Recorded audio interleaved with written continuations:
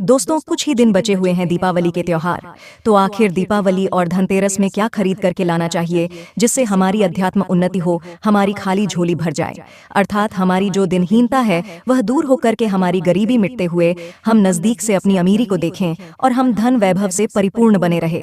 इसके लिए आप इस वीडियो को ध्यान से देखना।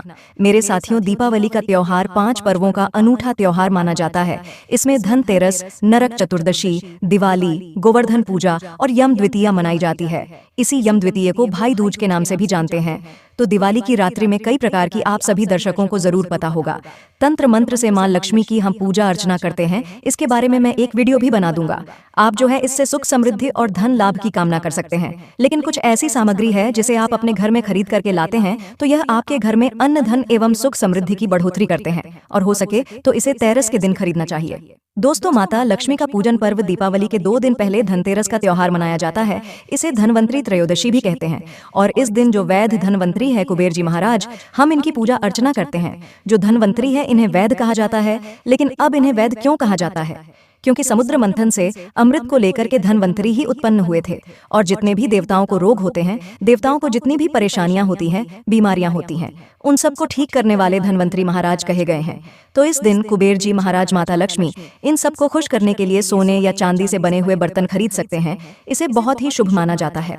दोस्तों, इस वीडियो में मैं आप लोगों को बताऊंगी कि हमें घर में त्रयोदशी अर्थात धनतेरस के दिन क्या खरीद करके लाना चाहिए, दीपावली के दिन क्या खरीद करके लाना चाहिए जिससे हमारी आध्यात्मिक उन्नति हो। वीडियो ध्यान से देखना। केवल आपके पास पैसे नहीं है तो सिर्फ यह एक चीज खरीद करके ले आना, आपकी खाली झोली भर जाएगी। इस वीडियो में मैं आप लोगों को सारी जानकारी विस्तार से बताऊंगी, इसलिए वीडियो को ध्यान से देखना। अगर वीडियो आज की छोड़ करके चले गए आधे बीच में तो आपको बाद में चल करके काफी पछतावा होगा, क्योंकि इस प्रकार की जानकारी हमारी गरीबी को मिटाती है। इस प्रकार की जानकारी बहुत ही कीमती होती है। वहीं मेरे साथियों, अगर आप भी माता लक्ष्मी को बहुत ज्यादा मानते हैं तो कमेंट बॉक्स में जय माता लक्ष्मी जरूर लिखना। मैं जो लाने की सामग्री बताऊंगी, आप इसे या तो धनतेरस के दिन खरीद करके लाए या फिर दीपावली के दिन खरीद करके लाए। दोनों दिन ही काफी शुभ होते हैं। मैं जो सामग्री बताऊंगी ये बहुत ही कम सस्ते में मिल जाएंगी, और कुछ सामग्री मैं आप लोगों को आने वाली एक और इसका पार्ट बना करके फ्री में बताऊंगी, अर्थात जड़ी बूटी के बारे में बताऊंगी। आप सभी दर्शकों को पता ही है कि जड़ी बूटी में काफी पावर होती है और वह धन दौलत को चुंबक की तरह खींचने का काम करती है। तो सर्वप्रथम चलिए इस वीडियो में जानते हैं कि धनतेरस से पहले हमें क्या नहीं करना चाहिए, या फिर दीपावली से पहले हमें कौन से कार्य को करने से रुक जाना चाहिए। तो सर्वप्रथम आप इस बात का विशेष ध्यान रखना, फटा हुआ कैलेंडर अपने घर में मत लगाना। फटा हुआ जो कैलेंडर होता है यह समय का सूचक होता है। कभी भी खराब समय को अपने घर में नहीं रखना चाहिए। अगर आप खराब समय को अपने घर में रखेंगे, बंद घड़ी को अपने घर में रखेंगे, तो यह आपकी अध्यात्म उन्नति में बाधा उत्पन्न करेंगी और रोग पैदा करेंगी। आपकी कभी फिर अध्यात्म उन्नति नहीं हो पाएगी। बिल्कुल ही आप जिस भी कार्य को छुएंगे उस कार्य में आपको असफलता मिलनी शुरू हो जाएगी। और देखिए, जो कैलेंडर होते हैं इस दरवाजे के आगे या पीछे कभी भी भूल करके मत टांगना। इससे व्यक्ति के जीवन में काफी बुरा असर पड़ता है। कैलेंडर कभी भी पीछे माह पर मत रखना। जैसे कि अभी अक्टूबर चल रहा है तो आपने इसे सितंबर माह को रख करके रखा है, तो इसमें आपको काफी समस्याओं को झेलना पड़ सकता है, और इससे यह भी सिद्ध होता है कि आप समय से 1 महीना पीछे चल रहे हैं। दोस्तों, आप माने या ना माने, लेकिन मां लक्ष्मी धनतेरस के दिन और दीपावली के दिन प्रत्येक मनुष्य के द्वार पर जरूर आती है। और ऐसा कहा गया है हमारे धर्मशास्त्रों में कि जिस घर में कूड़ा हो, कचरा हो, और जिनके घर के बाहर में कूड़ा हो, कचरा हो, ऐसे घर में मां लक्ष्मी कभी भी प्रवेश नहीं करती है। और वही जिस घर में साफ सफाई हो, घर का वातावरण शुद्ध हो, ऐसे स्थान पर मां लक्ष्मी स्वतः ही खींची चली आती है। ऐसे घर में बिना पूछे ही प्रवेश कर जाती है। इसलिए अगर आप चाहते हैं कि आपके घर में मां लक्ष्मी प्रवेश कर जाए तो घर के बाहर कूड़ा कचरा एवं किसी भी प्रकार की गंदी चीजों को नहीं रखना। और यह भी कहा जाता है जिस घर के बाहर गंदी चीजें हों या फिर घर के अंदर में कूड़ा हो, कचरा हो, ऐसे घर में मां लक्ष्मी की बजाय उनकी बहन दरिद्रता प्रवेश कर जाती है। और जिस घर में दरिद्रता प्रवेश कर जाए ऐसे घर में केवल दुख एवं तकलीफ आती है, क्योंकि दरिद्रता के साथ में दुख एवं तकलीफ चलती है। मां लक्ष्मी के पीछे पीछे सुख संपत्ति वैभव रहता है, और दरिद्रता के साथ में दुख एवं तकलीफ आती है। तो आप सभी दर्शकों को जरूर पता होगा, जो व्यक्ति दरिद्र होता है ऐसे व्यक्ति के घर में दुख और तकलीफ ज्यादा होती है। वही अगर मकड़ी का जाला हो घर में तो इसे बिल्कुल ही हटा देना चाहिए। टूटी फूटी आपके घर में कोई सामग्री है, इसे भी आप बिल्कुल ही हटा दीजिए। घर में हो सके तो धनतेरस से 1 दिन पहले गंगा जल का छिड़काव जरूर कर देना चाहिए। ऐसा माना गया है गंगा जल की एक बूंद पापों का समन करने वाली कही गई है और घर को पवित्र करने वाली कही गई है, स्थान को पवित्र करने वाली कही गई है। और जिस घर में गंगा जल का अगर छिड़काव किया जाए तो वह घर तीर्थ के जैसा पवित्र हो जाता है। उस घर में कभी भी फिर दरिद्रता प्रवेश नहीं करती, उस घर में दुख तकलीफ नहीं आती, क्योंकि उसे घर में साक्षात गंगा जल का छिड़काव करने के बाद नारायण प्रवेश कर जाते हैं। और जिस घर में प्रभु नारायण हो उस घर में माँ लक्ष्मी स्वतः खींची चली आती है। इसके बाद हो सके तो आप पवित्र धुआं अपने घर में जरूर दिखाना। पवित्र धुएं में जैसे कि धूप है, कच्चे जो धूप होती हैं, आप इनका धुआं दिखा सकते हैं। बहुत सारी अच्छी अच्छी सामग्री आती है, लोबान आती है, माँ लक्ष्मी को आकर्षित करने वाली भी इनका धुआं दिखा सकते हैं। तो अब चलिए इस वीडियो में जानते हैं कि दीपावली में हमें कौन सी सामग्री को खरीद करके लाना चाहिए जिससे हमारे अध्यात्म उन्नति हो, हमारी दीनहीन एवं गरीबी मिटे। आप इस वीडियो को ध्यान से देखना और अभी तक कमेंट बॉक्स में जय माँ लक्ष्मी नहीं लिखा है तो जय माँ लक्ष्मी जरूर लिख देना। तो पहली सामग्री है मिट्टी की सुराही। दोस्तों, दीपावली के दिन मिट्टी की एक सुराही जरूर खरीद करके लानी चाहिए और इसे खरीद करके लाने के बाद घर की उत्तर दिशा में पानी भर करके आपको रखनी है। ये धनतेरस के दिन करते हैं तो ये फिर सोने पर सुहागा है। अगर आप ऐसा करते हैं तो आपके घर में कभी भी पैसों की कमी नहीं होती है। आप सुराही की जगह घड़ा भी ले सकते हैं अगर सुराही आपको प्राप्त ना हो तो, लेकिन आपको इसे उत्तर दिशा में रखना है। ऐसा माना गया है कि उत्तर दिशा देवताओं की दिशा होती है और मिट्टी के कोई भी पत्र में पानी डाल करके उत्तर दिशा में रखते हैं तो यह पानी देवताओं को प्राप्त होता है। माँ लक्ष्मी की कृपा से इसमें कमल जैसी सुगंध आने लगती है। माँ लक्ष्मी आपके घर में प्रवेश कर जाती है। इसके पीछे कारण भी है। दोस्तों, प्राचीन समय में एक ब्राह्मणी थी जो कि बहुत ही दीन एवं निर्धन थी।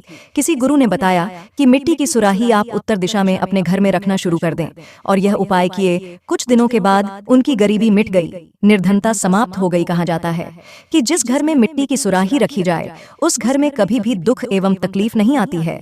लेकिन रखने का एक नियम है कि इसे कभी भी खाली नहीं रखना चाहिए, हमेशा गले तक इसके पानी भर करके रखना चाहिए और इसे उत्तर दिशा में रखना चाहिए। आप चाहते हो तो दक्षिणावर्ती शंख है, यह घर में खरीद करके ला सकते हैं। दोस्तों, दक्षिणावर्ती शंख का एक फायदा बता दूं तो दक्षिणावर्ती शंख से ध्यान से सुनना। अगर आपके घर में भगवान शालिग्राम की फोटो है या फिर माँ लक्ष्मी की तांबे से बनी या फिर पीतल से बनी कोई मूर्ति है तो उसे स्नान करा करके शंख से आपको स्नान कराना है। अगर दूध का अभिषेक करते हैं, दूध से स्नान कराते हैं तो इसे अति उत्तम माना जाता है। आप चाहे तो गंगा जल से भी करा सकते हैं, सादे पानी से करा सकते हैं। उसके बाद आपको इसका बचा हुआ जो पानी है इसके छींटे पूरे घर में मारते हैं तो आपके घर में कभी भी अन्न धन की कमी नहीं होती। यह भी कहा जाता है दक्षिणावर्ती शंख घर में स्थापित करके रखने से, इनकी नित्य पूजा पाठ करने से घर में कभी भी दरिद्रता नहीं आती, गरीबी नहीं आती। आप चाहें तो कमल गट्टे भी घर में खरीद करके ला सकते हैं। दोस्तों, मात्र 2 रुपए के कमल गट्टे आपकी गरीबी मिटा सकते हैं क्योंकि यह माँ लक्ष्मी को आकर्षित करते हैं। जिस प्रकार चुंबक जो होती है यह लोहे को अपनी तरफ खींचने का काम करती है, उसी प्रकार जो ये कमल गट्टे हैं ये माँ लक्ष्मी को आकर्षित करते हैं। ये कमल के बीज होते हैं, कमल पुष्प से भी माँ लक्ष्मी स्वतः ही विराजित होती है। उसके बाद आप कोई धार्मिक किताबें घर में खरीद करके ला सकते हैं, इसे भी बहुत ही पवित्र माना जाता है। और ये जो दिन होता है ना धनतेरस का, ये भगवान धनवंतरी का दिन होता है, इसलिए इस दिन औषधि खरीद करके लानी चाहिए। मेरे साथियों, मैं कई बार बता चुकी हूँ कि स्वास्थ्य से बढ़कर के कोई धन नहीं होता, तो अगर इस दिन जैसे कि शंकर जटा है या फिर बज होता है, कुछ जो अच्छी अच्छी जड़ी बूटियां होती हैं ये घर में खरीद करके लाते हैं तो यकीनन माने इस प्रकार की जो जड़ी बूटी होती है जागृत हो जाती है। जब तक कि फिर यह आपके घर में रहेंगी, यह आपके घर को रोग दोष एवं बड़ी बड़ी बीमारी से बचा करके रखती है। और अगर आप चाहते हैं आपके घर परिवार में किसी भी प्रकार की कोई बीमारी ना हो, आप निरोग रहे, तो बिल्कुल ही धनतेरस के दिन या फिर दीपावली के दिन आप कोई भी औषधि अपने घर में खरीद करके ला सकते हैं। वही दोस्तों, धनतेरस के दिन घर में झाड़ू खरीद करके जरूर लानी चाहिए, इससे घर की नकारात्मक ऊर्जा बाहर चली जाती है। धनतेरस के दिन अगर आप झाड़ू खरीद करके लाते हैं तो इस दिन जो घर से नकारात्मक शक्ति होती है वह बाहर चली जाती है। और हो सके तो इस दिन मेंढक की मूर्ति जरूर घर में खरीद करके लानी चाहिए। दोस्तों, अब इसके पीछे मैं एक कारण भी बताती हूँ, ध्यान से सुनना। अधिकतर लोग यह मानते हैं कि मेंढक जब शोर करती है तभी बारिश होती है, इसलिए मेंढक की बहुत जगह पर आज भी, जैसे कि राजस्थान वाले स्थान है, यहाँ पर इनकी पूजा करते हैं। मेरे साथियों, कौन कौन राजस्थान से है हमें कमेंट में जरूर बताना, और आपके यहाँ इसकी पूजा होती है कि नहीं बिल्कुल ही बताना। बहुत जगह इसकी पूजा होती है। इसे मंडूक शास्त्र में धन की चाबी भी कहा गया है। माना जाता है कि घर में मेंढक की मूर्ति रखने से धन की बारिश होती है, यानी कि चारों ओर से धन आने लगता है। तो हो सके तो दीपावली या फिर धनतेरस के दिन मेंढक से बनी हुई मूर्ति जरूर लानी चाहिए। मेंढक की मूर्ति इसलिए मार्केट में बहुत ही अत्यधिक बिकती है क्योंकि मेंढक के शोरगुल करने से ही बारिश होती है और यह धन की भी बारिश कराने का काम करती हैं। साथ ही मां लक्ष्मी को खींचती है, आकर्षित करती है। वहीं अगर आप चाहे तो कछुआ भी घर में खरीद करके ला सकते हैं। धनतेरस या दीपावली के दिन कछुआ भगवान विष्णु का अवतार माना जाता है और इसे घर में रखने से लक्ष्मी स्वयं ही दौड़ी चली आती है। मैं पहले भी वीडियो में बता चुका हूं कि धन देने का अधिकार मां लक्ष्मी को है, लेकिन धन बांटने का अधिकार प्रभु नारायण को है। किसके कर्म में किसको कितना धन देना है यह भगवान विष्णु जी निर्णय लेते हैं।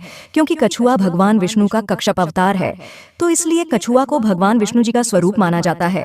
तो इसलिए अगर आप कछुआ घर में रखते हैं तो उस घर में मां लक्ष्मी दौड़ी चली आती है। तांबे या पीतल का कछुआ घर में रखना अति शुभ माना जाता है, इससे लक्ष्मी प्रसन्न होती है। वहीं अगर आप चाहते हो तो भगवान वास्तुदेव की मूर्ति भी रख सकते हैं। मेरे साथियों, आप तो जानते ही हैं कि समस्त संसार वास्तु पर आधारित है। आप सभी दर्शकों को जरूर पता है, वास्तुदेव की मूर्ति रखने से घर का वास्तु ठीक रहता है। अगर आपके घर का वास्तु मजबूत हो तो ऐसे घर के लोग लाखों नहीं करोड़ों कमाना शुरू कर देते हैं। ऐसे घर के लोगों को जितने भी लोग रहते हैं, सदस्य रहते हैं, सभी अध्यात्म उन्नति करते हैं। जिस घर में वास्तु ठीक हो वह घर हमेशा अन्न धन से भरा रहता है। उस घर में किसी भी वस्तु का, किसी भी पदार्थ का अभाव नहीं होता। मेरे साथियों, आप सभी दर्शकों को इस प्रकार इसलिए अच्छी जानकारी बता रहे हैं ताकि आप सभी दर्शकों की अध्यात्म उन्नति हो। यह सारी चीज खरीद करके जरूर लाइए। हो सके तो भगवान कुबेर जी की और मां लक्ष्मी जी की मूर्ति खरीद नहीं पाते हैं तो इनके फोटो घर में खरीद करके ला करके धनतेरस या दीपावली के दिन बस पूजा कर सकते हैं। तब भी आपको उतना ही लाभ मिलेगा जितना कि कछुआ या फिर मेंढक की मूर्ति रखने से मिलता है। और सभी दर्शकों को बताना चाहूंगी कि इस दिन औषधि जरूर ले आना। औषधि में जैसे कि मैं बता चुकी हूँ, हो सके तो सर्व जो औषधि आती है आप ये घर में ला सकते हैं। शंकर जटा ला सकते हैं। घर में ला करके रखने से आपके घर को ये रोगों से बचाती है, दोषों से बचाती है। और घर में झाड़ू खरीद करके लाने से इसे लक्ष्मी का स्वरूप माना जाता है। घर में अन्न धन की कमी नहीं होने देती।